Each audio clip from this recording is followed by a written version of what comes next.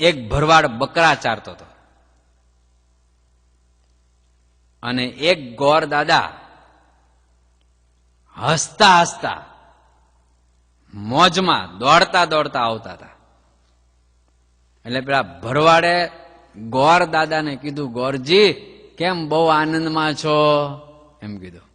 ચૈત્ર વૈશાખનો તાપ અને ભાલ જેવો દેશ, કાઠિયાવાડ જેવો. કેમ બહુ આનંદમાં છો દાદા? નો આનંદમાં હોઈએ? સવારના નીકળ્યા છીએ, ગોરાણીએ ટીમણ હારી બાંધી આપ્યું છે, હુખડી અને ઢેબરા અને મરચા, પણ પાણી લેવાનું ભૂલાઈ ગયું. પાણીની મટુકડી સાથે નથી. પણ એ જો કેવું પાણી દેખાય છે સામે, આ સરોવર દેખાય છે. આગળ એ સરોવરના કાંઠે પહોંચી જઈશું, ત્યાં બેસી અને આ ઢેબરા અને સુખડી ગોરાણી આપે ખાઈશું અને એ તળાવમાંથી પાણી પીશું અને આગળ ચાલશું. અને ત્યારે પેલો ભરવાડ કે, ગોરદાદા દોડી ના મર, એ પાણી નથી, ઝાંઝવાના જળ છે. શું કીધું? ઝાંઝવાના જળ છે, એ પાણી નથી. આપણા નંદ સંતોએ કીધું, સંસારીના સુખ એવા ઝાંઝવાના જળ જેવા.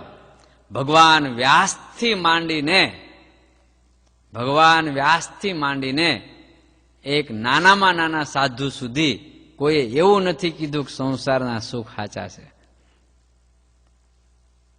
વેદથી માંડીને શિક્ષાપત્રી વચનામૃત સુધી કોઈ એવું નથી કીધું કે સંસારના સુખ સાચા છે. સંસારના સુખ ખોટા છે, ઝાંઝવાના. દેખાય છે બહુ મોટા મોટા, સમજ્યા ને? હા, દેખાય છે બહુ મોટા, પણ હાથ નાખે ને ત્યારે ખબર પડે કે જ્યાં તો અહીંયા બરફના ગાંગડા જોયા હતા ને ત્યાં તો તાપના ભડકા છે. બોલો.